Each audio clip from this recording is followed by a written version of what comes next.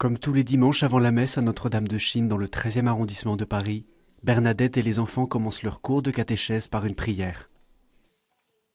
Bernadette est très impliquée dans la transmission de la foi pour que celle-ci ne se perde pas au sein de la communauté catholique chinoise.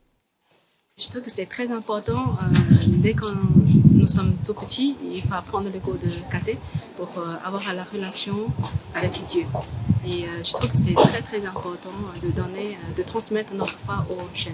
Dans la paroisse chinoise, il y a beaucoup d'enfants qui ne sont pas forcément croyants. Il n'y a que des grands-parents qui les ont ramenés à la messe. Et c'est petit à petit qu'ils vont découvrir la foi et puis voilà. Et en écoutant la parole de Dieu et aussi vu la manière que les autres enfants chrétiens qui font et puis voilà, ça change peut-être petit à petit dans leur cœur. J'y vais pour découvrir les merveilles de Jésus qui a fait et avoir plus de foi en Dieu. Maintenant et à l'heure de notre mort. Amen. Au nom du Père et du Fils et du Saint-Esprit. Amen.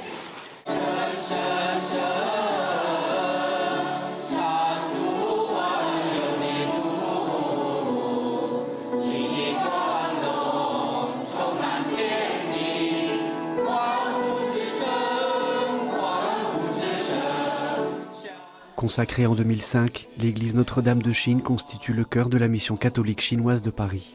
Ici, plus de 200 fidèles participent à la messe en chinois tous les dimanches matins.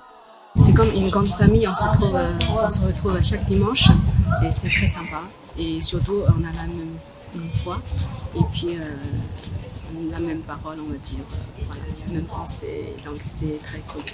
C'est important que tout chrétien soit ouvert à l'universel, soit capable de s'intégrer dans les pays où il voyage, de ne pas être replié uniquement sur sa culture.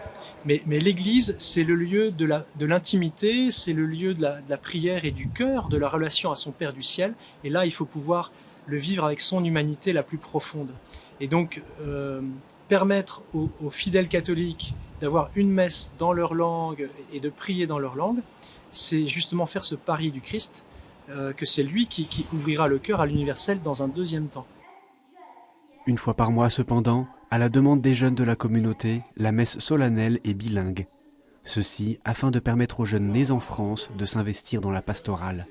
La messe en mandarin est très importante pour tous nos compatriotes. Et la messe franco-chinoise mensuelle est venue il y a après 2 ans. C'était voilà, donc, au niveau de la pastorale des jeunes, des enfants, il y a ce besoin, on peut dire, que les enfants, les jeunes s'habituent petit à petit aussi à la messe française, célébrer en tout cas la messe catholique, célébrer en français,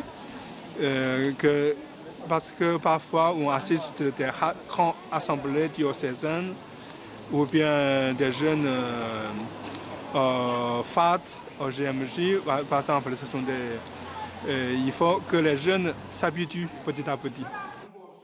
Ici, les jeunes de la communauté peuvent profiter d'une liberté de culte que leurs parents ou grands-parents n'ont pas connue en Chine. Au pays, les clercs doivent adhérer à l'association patriotique des catholiques chinois, contrôlée par le Parti communiste, et les mesures oppressives s'y accumulent. Depuis 2018, les mineurs sont interdits d'aller avec leurs parents à l'église. Les sites internet catholiques sont interdits également. Le gouvernement a peur de toutes sortes d'évangélisation, de transmission de la foi au sein même des familles. C'est dire là où on en est, quoi. Un accord de 2018 entre le Vatican et la Chine a été renouvelé en octobre dernier. Il porte notamment sur la nomination des évêques. À la veille de la journée mondiale de prière pour l'Église de Chine de ce 24 mai, le Père Han veut garder l'espérance.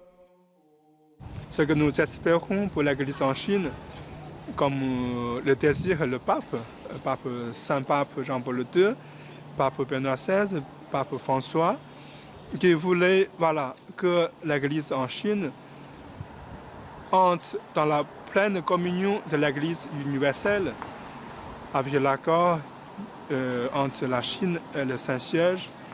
Donc le chemin est ouvert, la marche, on peut dire, a commencé. Malgré les difficultés, la marche est lente, mais je pense que dans l'avenir, ce sera en plénitude dans l'Esprit Saint. Ce mercredi, tous les chrétiens du monde sont appelés à se joindre à cette prière et à communier avec celles et ceux qui, en Chine, n'ont pas la possibilité de le faire librement.